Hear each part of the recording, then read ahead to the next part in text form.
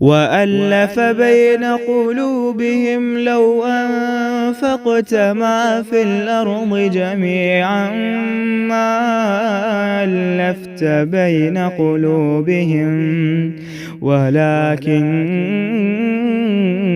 اللَّهَ أَلَّفَ بَيْنَهُمْ إِنَّهُ عَزِيزٌ حَكِيمٌ۔ اور آیت 195 میں القلب المحسنین کی بات ہوئی، یعنی جو احسان کے درجے پہ، آسن درجے پہ نیکیاں کرنا چاہتے، جو اللہ تعالیٰ کی باتوں کو سمجھ کر اللہ تعالیٰ کے حکموں پہ چلتے ہیں، وہ اللہ کی راہ میں خرچ کرنے والے ہوتے ہیں۔ یہاں انفاق فی سبیل اللہ کی بات ہے، تو سمجھ لیجئے گا جب بھی اللہ کے دین کا کام ہوگا، وہ چاہے تعلیم کا جہاد ہو، قلم کا ہو یا تلوار کا، مال کی ضرورت پڑے گی۔ جب دنیا میں شیطانی کاموں اور کفر کو پھیلانے کے لیے پیسہ لگے تو شیطان کا دورہ چلتا ہے، اسی طرح اسلام کے لیے بھی مال کی ضرورت ہے، امت وسط کے لیے۔